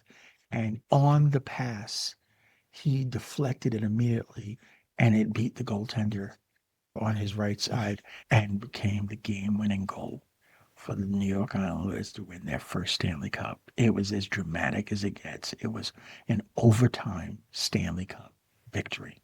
And so, yes, my fourth favorite play of all time was when my New York Islanders won their first Stanley Cup on Bobby Nystrom's overtime goal against the Philadelphia Flyers. Check it out. So my third all time is a game. It's not even a play. And it's my beloved Boston Celtics. In 1976, Boston Celtics played in the NBA Finals against a Cinderella Phoenix Suns team. I'm just saying Cinderella. No one had them that they were going to be in the NBA Finals. No, no, no. They were one of the lowest seeds, if not the lowest seeds going into the playoffs, but they put it all together and it came all together. And they start battling the Boston Celtics, who the Celtics were a stronger team at this point. Now they were ascendant. Now they were kicking butt, taking names. And first two games in Boston, the Celtics crushed them. Went back to Phoenix. Phoenix, scrappy, won those two games. Now they're in game 5 in Boston. In Boston. It was an evening game in Boston. And it is the triple overtime game. If you love basketball, if you love quality basketball, if you love the ability of people to actually play defense, the ability of people to actually shoot in the face of tough defense, because what you see in the NBA today is a lot of horrible defense. People are not putting the energy in defending, so people are hitting shots when they have clean looks. Look at the number of contested shots in this game when you look at the highlights, and I'm putting in the link. Over and over and over. Big, huge, just unbelievable plays. Contested, pressure on the line. Both teams going back and forth. Leads, trade. I mean, it don't get better. In my opinion, if you are a basketball fan, this is what below the rim great basketball looks like. It may not be as stylish as just slamming the ball through and unbelievable athleticism. You want to see great basketball, check out this highlight reel. The triple overtime game against the Boston Celtics against the Phoenix Suns. The Celtics won that game and they closed it out the next game against Phoenix. But that Phoenix Suns team was so, so good. That was just beautiful. So that was my third favorite. I watched that game on TV as it was happening. And literally, it ended at like 1 o'clock in the morning. It was so unbelievable. Yeah, it was an incredible game. Um, so my second all-time favorite play happened in the 1996 World Series against the New York Yankees and the Atlanta Braves. Now, the setup for this series, there's so many things set up for this series. It's first and foremost, the New York Yankees had gone through another dead period. Remember, I told you I became a fan of the Yankees in 76. When after rooting for the Red Sox in the World Series in 75, I became a Yankee fan in 76 because it was a Cinderella year for the Yankees. Chris Chambliss had hit the walk-off home run with all the fans on the field for the Yankees to make it to the World Series, but they lost to the Cincinnati Reds in the World Series. Well, the Yankees would then go on in 77 and 78 to win the World Series twice against the Dodgers. And then tragedy hit in 79 because Thurman Munson, their captain and catcher, died in a plane crash back in Ohio in August of 1979. So And the Yankees tailed off. I don't think they made it to the World Series again after 1978 until 1996. So they had this big, long gap period once again. But this was a new young Yankee team. Derek Jeter, the core four, Mariano Rivera, Jorge Posada, the catcher, and Bernie Williams, the center fielder. Right, the core four. They came up in the minor league system, and they had a new manager, Joe Torre, who his entire career, Joe Torre's entire career, he's a National League guy. He was with the Mets. He was with the Cardinals. He had a good professional career, and he had a good and a decent managerial career, kind of 50-50, equal wins and losses. And so this was the first time that he was with a legendary organization like the Yankees. And so this was his first season as manager of the Yankees. It was a great season. It was a tough season. But they were playing against the Atlanta Braves. Okay, so that's the story of the Yankees coming in. The Braves, oh my God. In my opinion, these, and you can check it out. I think the starting four pitchers of the Atlanta Braves are all Hall of Fame eligible. And I'd be surprised if they didn't all make it. We're talking about Greg Maddux. We're talking about Tom Glavine. We're talking about John Schmaltz. And I'm not going to remember.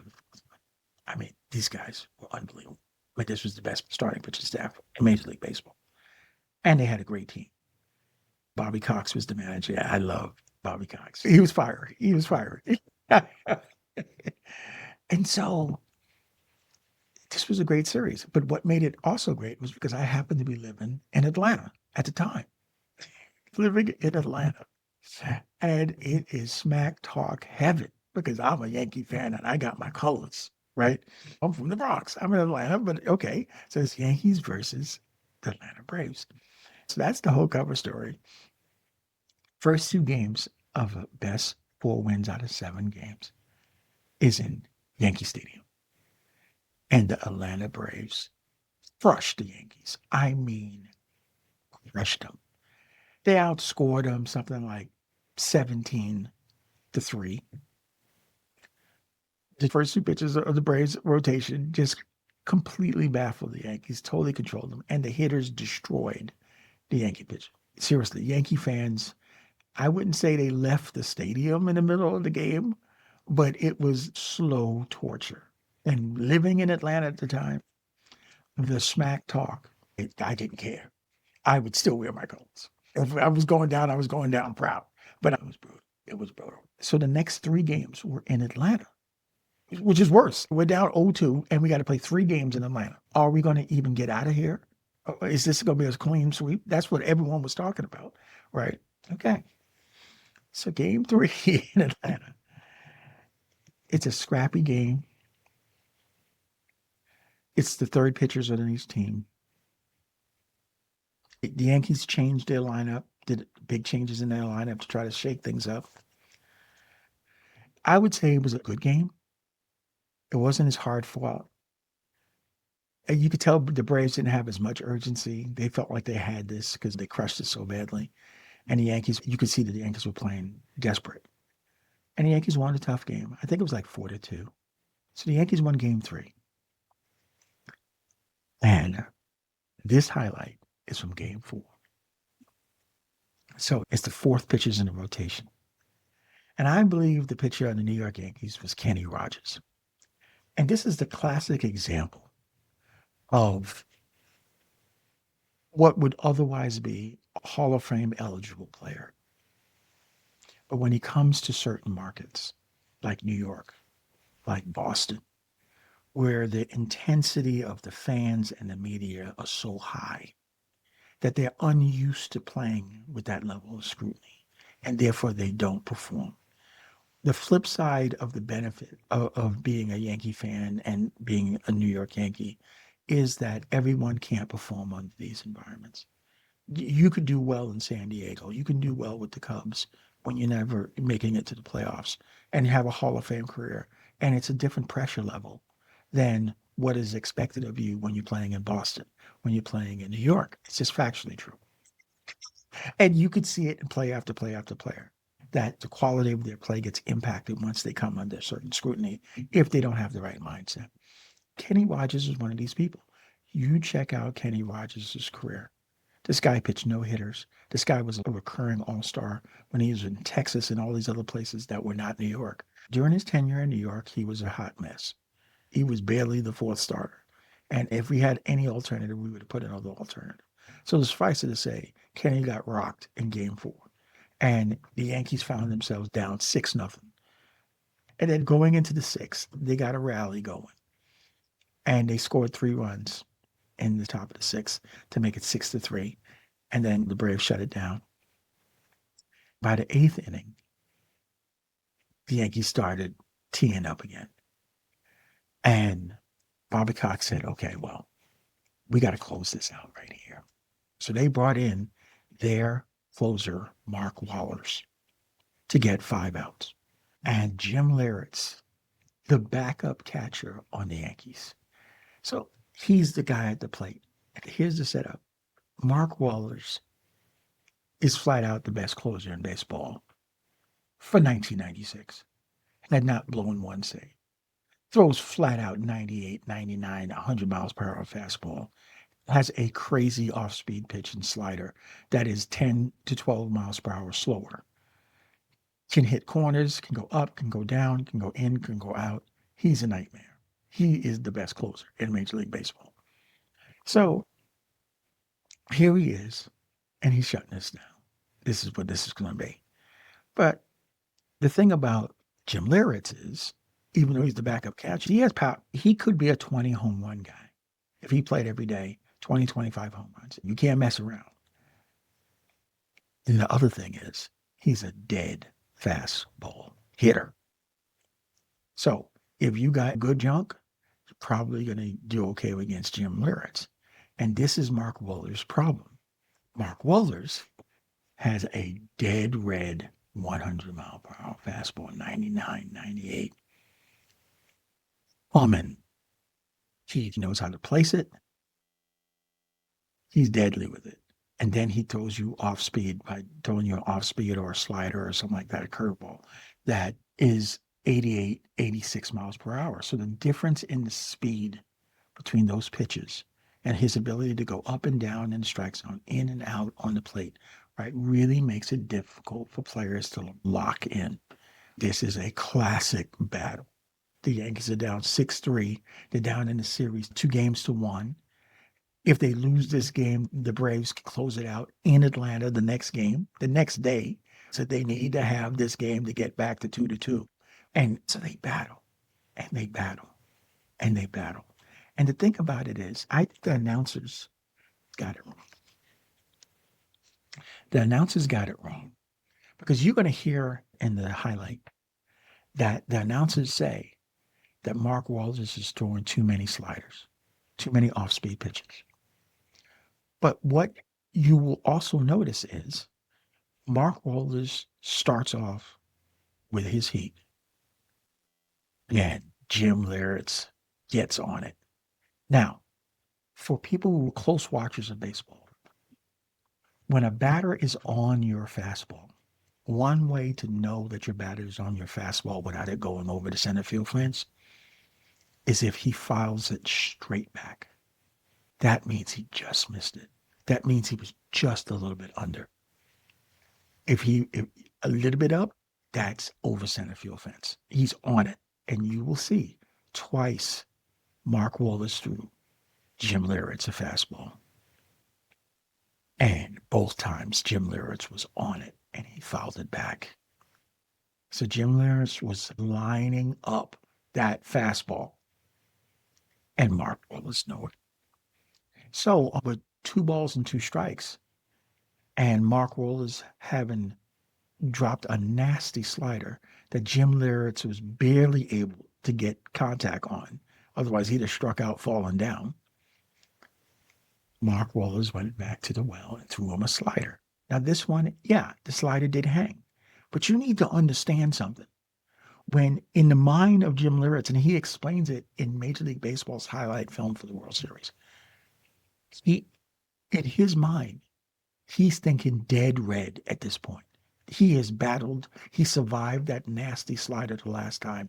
He's thinking this guy is coming 100 miles per hour, and he's thinking dead red. And I want you to look at how Jim Leyritz, how he opens up his stance. See, because when you are expecting a 100 miles per hour fastball, you have to get your hips and your legs through the strike zone.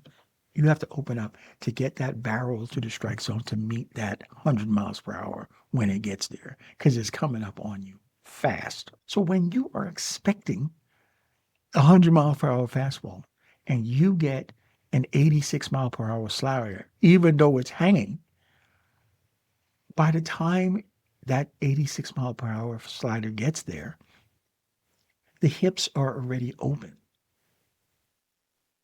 And now the torque of your body, the question is, can you slow down the bat head so that you don't swing through that 86 mile per hour fastball because you expect it to be 100 miles per hour? Because your hips are already open. Your body's already turned like you're going, like you were expecting a 100 miles per hour fastball. And what Leyritz was able to do was, even though he had already lost the power of his hips, they were already open. He held back his wrists in real time and slowed the bat head down and made contact with that 86 mile per hour fastball. And he hit the back wall of the bullpen. And you will see, the announcers missed it again and made it sound like that the ball just went over the fence. You will see Andrew Jones, the left fielder for the Atlanta Braves. He scales the wall.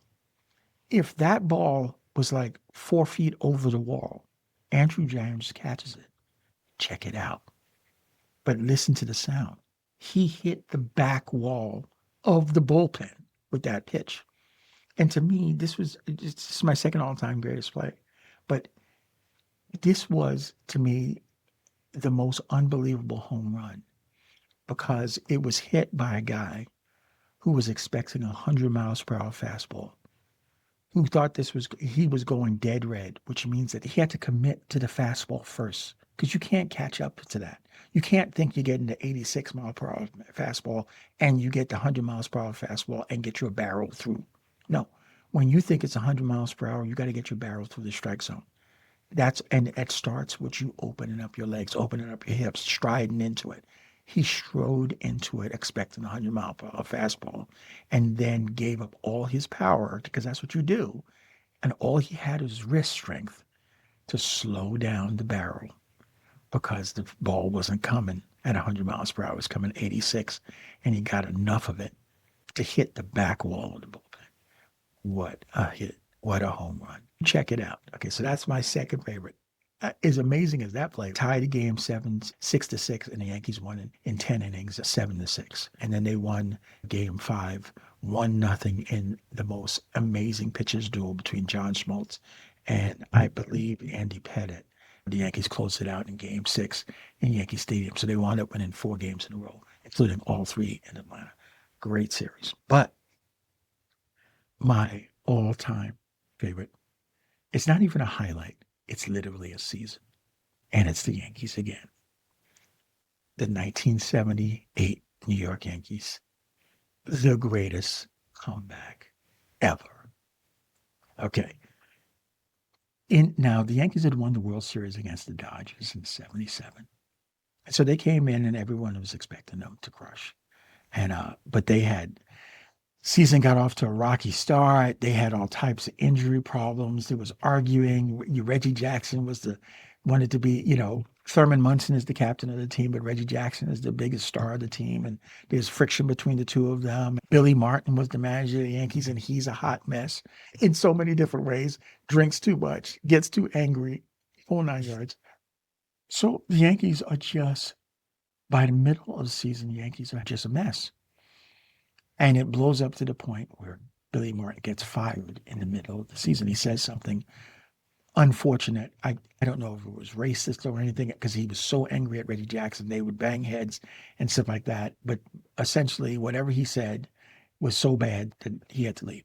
And so he got fired or resigned in like August. And so Bob Lemon became the new manager of the Yankees in August. And the Yankees got to a point where they were 14 games behind the Boston Red Sox. But they start making their run. Long story short, they get all the way to the final game of the season, and they end the season 162 games in a dead tie with the Boston Red Sox. And so under Major League Baseball rules, they have to play 163rd game in Boston to decide who wins the American League East and goes on to the playoffs. And in this game, Mike Torres is pitching lights out for the Boston Red Sox, and the Yankees are losing 2-0. 2-0, I believe, in the seventh or the eighth. And the Yankees finally get a couple of guys on, and Bucky Dent, their shortstop, is up to bat. And this is like near the bottom of the lineup. Bucky Dent is batting like eighth or maybe even ninth. He's a solid player and he's a good defender, but he's a shortstop, and a typical shortstop is not a great hitter. He's certainly not a great home run hitter.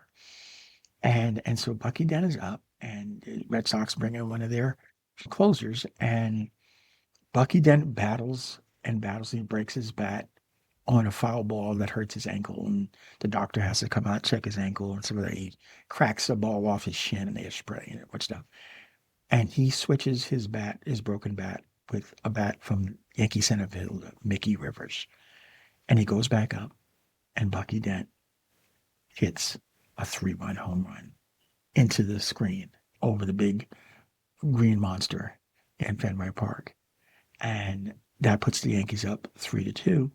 Reggie Jackson goes on to hit a home run, and the Yankees win that 163rd game, 5-4. So Reggie's home run was the deciding factor, but Bucky Dent's 3-run home run got him back into the game in a context where they were almost down and out. So that was a great end, 163rd game to decide the American League East after the Yankees came back 14 games down. And then they went on and they beat the Kansas City Royals fairly soundly, and they beat the Dodgers again in the World Series, in a great World Series, but nonetheless, they beat them in 6 games in the World Series. So that was, for me as a fan, my greatest season, my greatest experience as a sports fan, and principally because they were down and out. I'm an underdog type fan. This resonates with me. And you couldn't get more down than 14 games down in the pennant race. So that is my all-time, the greatest comeback ever, the 1978 New York Yankees. And so what's the point of all of this? Well, the core lesson that I learned from my passion for sports is that competition is a virtue. That competition is a good thing. That competition is the way that we perfect our skills. We perfect whatever we offer to the world. You compete to be better than the best. You aspire to be the best, and you get there. You sharpen your tool through competition. And so, yeah, competition is a virtue. And this speech that encapsulated the virtue of competition is a speech by the Hall of Fame football coach, Vince Lombardi, called What It Takes to Be Number One. So I'm going to read this speech for you. It's not long. What it takes to be number one. Winning is not a sometime thing. It's an all the time thing. You don't win once in a while. You don't do things right once in a while. You do them right all the time. Winning is a habit. Unfortunately, so is losing. There is no room for second place. There is only one place in my game, and that's first place. I've finished second twice in my time at Green Bay, and I don't ever want to finish second again. There's a second place bowl game, but it is a game for losers, played by losers. It is and always has been an American zeal to be first in anything we do and to win and to win and to win.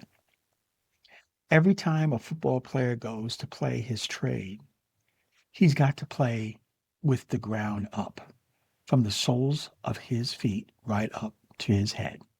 Every inch of him has to play. Some guys play with their heads. That's okay. You've got to be smart to be number one in any business. But more importantly, you've got to play with your heart, with every fiber of your body. If you're lucky enough to find a guy with a lot of head and a lot of heart, he's never going to come off the field second. Running a football team is no different than running any other kind of organization, an army, a political party, or a business. The principles are the same. The object is to win, to beat the other guy. Maybe that sounds hard or cruel. I don't think it is. It is a reality of life that men are competitive, and the most competitive games draw the most competitive men. That's why they are there, to compete, to know the rules and objectives when they get in the game. The object is to win fairly, squarely, by the rules, but to win. And in truth, I've never known a man worth his salt who in the long run, deep down in his heart, didn't appreciate the grind, the discipline. There's something in good men that really yearns for discipline and the harsh reality of head-to-head combat. I don't say these things because I believe in the brute nature of man, or that men must be brutalized to be combative. I believe in God, and I believe in human decency. But I firmly believe that any man's finest hour, his greatest fulfillment to all he holds dear, is that moment when he has to work his heart out in a good cause, and he's exhausted on the field of battle, victorious. That is Vince Lombardi. And so this is the spirit of the virtue of competition that I gain from competitive athletics that leads me to our first breadcrumb. Applied beyond competitive athletics, competition is a survival technique that makes predators of each of us. Think about that. Applied beyond competitive athletics, competition is a survival technique that makes predators of each of us. Sports teaches us to identify our allies and our prey by the uniforms we wear, which encourages us to dehumanize each other. Sports teaches us to the winners go the spoils, which is licensed to detach ourselves from the impact our winning has on other people. Sports teaches us there are no limits to how much we can earn by winning, which has created a society where gluttony is a virtue. And this leads us to breadcrumb number 2. The difference between extreme wealth and you and me and the person on the side of the road carrying the sign is their wins and losses. Contemplate that. How is it that we're successful? How is it that Elon Musk is successful? Because he's competing, and you're competing, and I'm competing.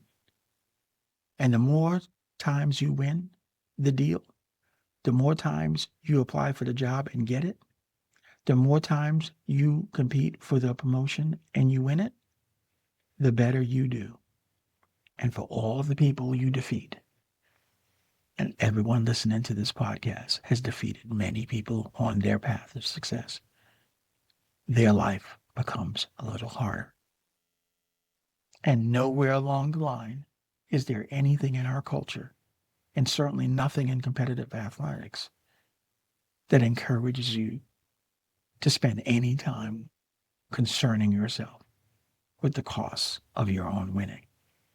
And so this leads us to breadcrumb number 3.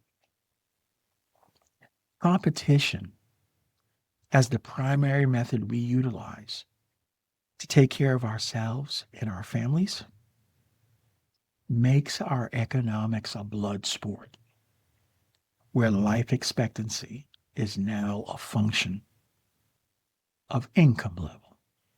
Yeah. So as the way we make our money is we compete and we win. And the price for losing, yeah, we can quantify it. It translates into shorter life expectancy. I'm not being dramatic. There's no factor more compelling. And the data proves it. Life expectancy by income in America. I will put the link to a file that shows you by every income level. But here's the highlights of that. For the bottom 1% of earners in our society, their life expectancy for men is 72.7 years, and for women is 78.8 years. For the top 1% of earners in our society, the life expectancy for men is 87.3 years. Okay, so the top 1% for men is 87.3 years, and the bottom 1% for men is 72.7 years. Almost 15 years different. Women, the top 1% of women live 88.9 years. And the bottom 1% of women live 78.8 years.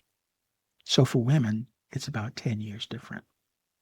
So 14 to 15 years different for men from the top to the bottom, and 10 years for women from the top to the bottom. But let's get a little bit more granular. For the bottom 50% of earners in America, and these are households that earn $60,000 a year or less, men have a life expectancy of 80.2 years. That compares to the top 87.3 years, which says that for the bottom 50% of this country, they live 7 years shorter, men, than the top 1%. Yeah. And for women, the bottom 50% of the country, households earning $60,000 or less, their life expectancy is 84.4 years. And so for women, they live almost 5 years less, 4.8 years less than women who earn in the top 1%. Yeah. The cost of losing is living less. Full stop. And the thing about these patterns is that for every level of income that is measured, the more money you make, the longer you live. Yeah.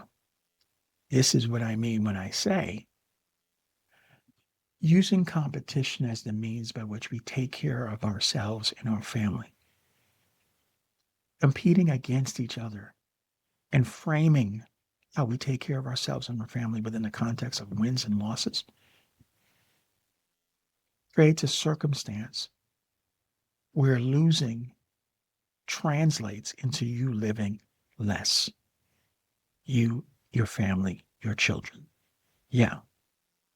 And that leads us into breadcrumb number 4. The price of winning is destroying the social fabric of America. It is. Because we cannot see the humanity in each other when the manner by which we take care of the people we love is by defeating each other. We cannot be concerned with the well-being of each other when the only way we're going to survive is if we defeat each other. This leads me to a commentary from my book, Onward at Last, the 2024 Presidential Election Edition, that I'm going to read for you. And it's called The Evil in My Mirror. When I consider how a person can join with strangers to study scripture, then stand up and murder 9 worshipers, including the pastor, I recoil in the face of evil. When I turn on the news to learn a young man used an assault rifle to slaughter 25-year-old children, I recoil in the face of evil. When I live in a pristine community where an assassin enters a supermarket on a beautiful Saturday morning and shoots a congresswoman in the head, then turns his weapon on random strangers, killing an 8-year-old girl, a federal district judge, and 8 people in total until he runs out of bullets, I recoil in the face of evil.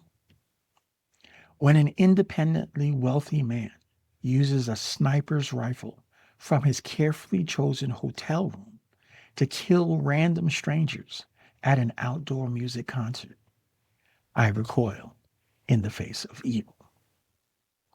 And yet, as distraught as I am left wondering what about American society produces so many heinous incidents. One thing connecting these incidents is the emotional detachment each killer feels for the victims. In the absence of clinical mental illness, what explains dehumanizing emotional detachment? Competition. Competition is one of the most important American virtues. So much so, we celebrate and even glorify success born out of competition, while we feel nothing for the losers. We compete in the games we play. We compete for the friends we have. We compete for lovers, spouses, and possessions. We compete for every grade in school, every honor we receive, and every dollar we obtain. When we consider how we take care of ourselves and our family, we accept as a given the only thing standing in the way of everything we want is other people doing all they can to get it too. As I think of every job I have held, I can vividly remember the satisfaction I felt when I was offered the position. Missing from my memory was any thought of what happened to the people who didn't get the job. It wasn't that I didn't know what it feels like not to get the job. I had been there many times, and it can be dreadful, especially when bills are due. I just never gave those other people any consideration. This detachment is how we dehumanize each other. This is how we sleep comfortably in our homes, while countless people live and die on the streets. This is how hundreds of thousands of people die annually from preventable diseases in the wealthiest country on earth. This is how Serve and Protect becomes an 8-minute and 46-second snuff film. No more. How can I extinguish the evil in my mirror? By revealing my humanity as I see yours. And this leads us to breadcrumb number 5. We are empowered to co-create a community, a society, and an economy that serves all of us. But that begins with us remembering who we are. We are individual members of one human family who live in symbiotic relationship with each other, all life on earth, and the natural environment that sustains all of us. This is how we exist. And we've forgotten that. The people that we're competing against to win the deal, to win the job, are the people who serve us every day. They are people who are producing the things that we can't produce for ourselves or don't produce for ourselves. And we're defeating them. Isn't that what we learned about the essential workers during the COVID lockdown? That the essential workers who could not shelter in place are some of the lowest earners in America? Yeah. This is what happens when competition becomes the primary manner by which we take care of ourselves and our families. As we wind up competing against the essential hands that serve us, and making their lives harder and shorter. But we can make another choice. And that leads me to a final commentary that I'm going to read for you from my book, Onward at Last, 2024 Presidential Election Edition.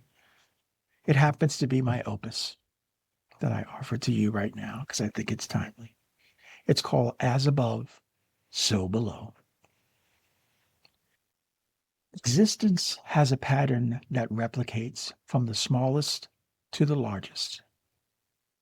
Consider our human body, which is comprised of over 30 trillion cells and includes about 200 different types of cell. Each type of cell possesses unique characteristics that allow it to perform specialized functions. Our bodies exist because each category of cells execute their unique function in coordination with every other category of cells for the good of the whole body. Consider how we use our bodies daily. We walk, we talk, we eat, we drink, utilize our hands, and many more common tasks. Each of these functions requires the coordinated effort of several component parts, contributing very specialized skills in order to effectively complete the most basic task. For example, the act of grasping a cup of coffee in the morning is only possible because all 5 fingers, guided by the vision provided by our eyes, work together to secure the cup. Consider how we function in our modern society. Each of us develop very specialized skills that we contribute in exchange for money, which allows us to purchase all the material requirements of our life that we do not produce for ourselves. Imagine how many people are involved in producing our daily food, clean water, clothing, shelter, security, and even the beds we sleep in each night.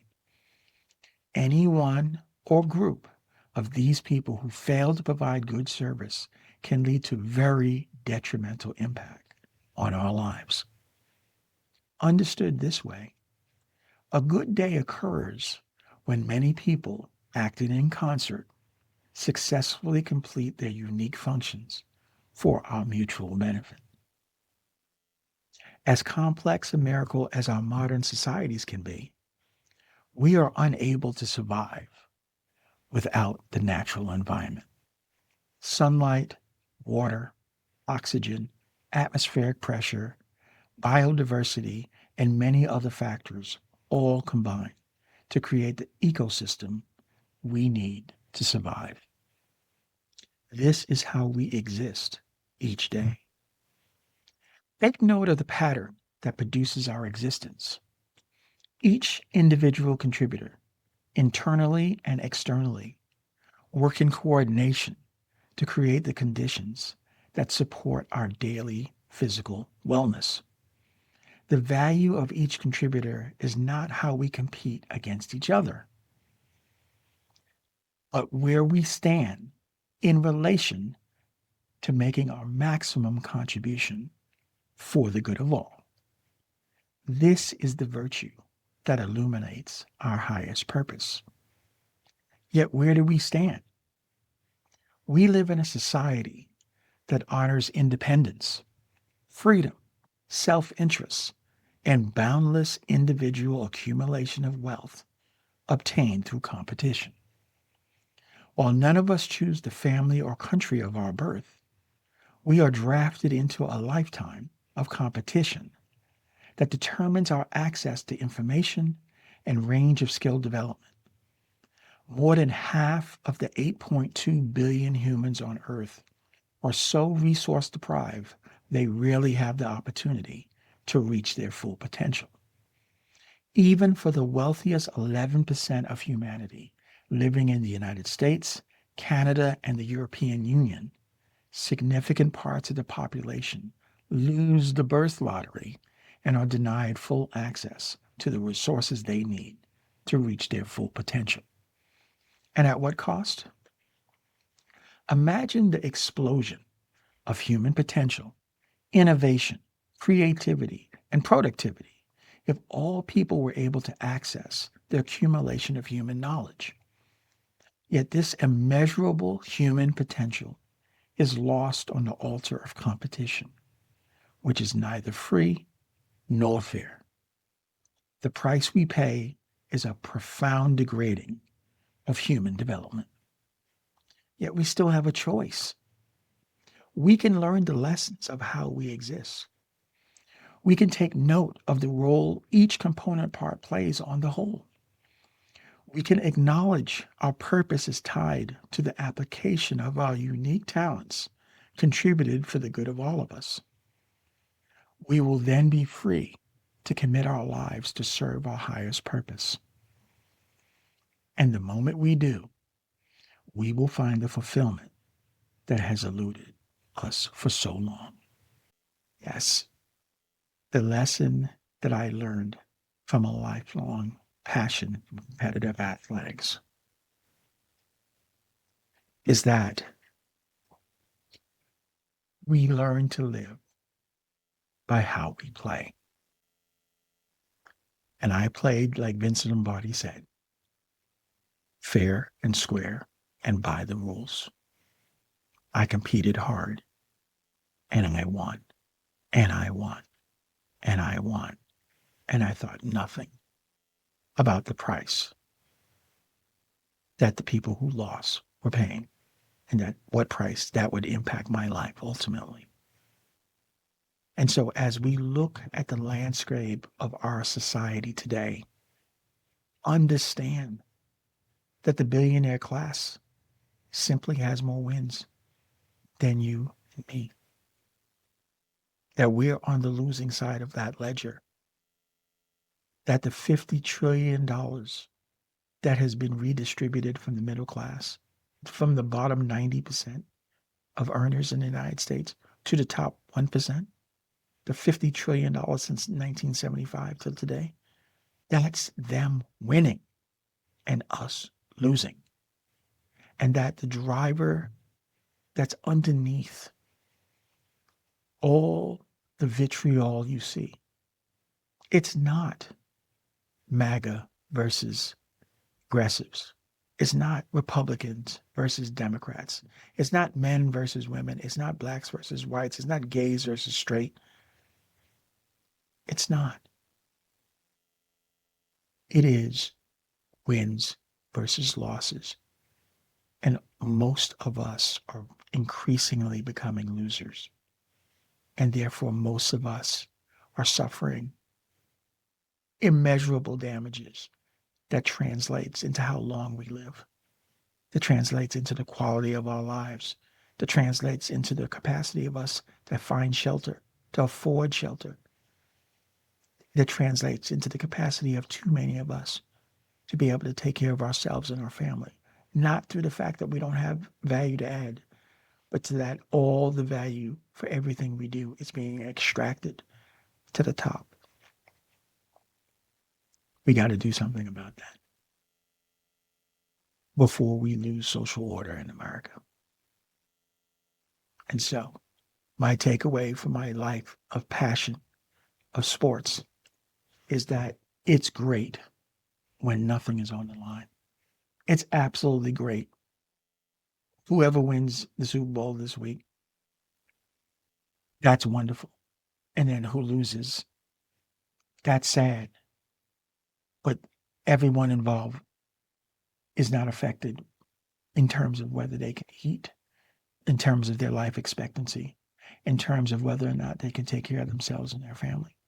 It's when we take the lessons, the virtues of competition, the win and loss, the to the winner goes the spoils, to the idea that we identify our allies and our enemies by the uniforms they wear. When we take that off the playing field, and that becomes the basis by which we take care of ourselves, it destroys the social fabric of the country. And that's where we are today. So the recommendation is that we need another methodology by which we can take care of ourselves and our families. We all need to work towards doing that. Yes. Yes. But it doesn't have to come at the expense of someone else. And this is Breadcrumbs, a podcast for people who know it's not working. Thank you for taking this time, this journey through my sports love affair. I hope you enjoyed it because I enjoyed it too. And I ask you once again to please put your sports stories, your non-sports stories, your constructive comments in the notes so that we can engage in a thoughtful conversation. And particularly let me know your thoughts on the application of the lessons that we can gain from competitive athletics, those applications extending into real life, and how they become and lead to the toxicity that's destroying our communities, our society, and our economy. Thank you so much. You take care, and I will see you next time in the conversation.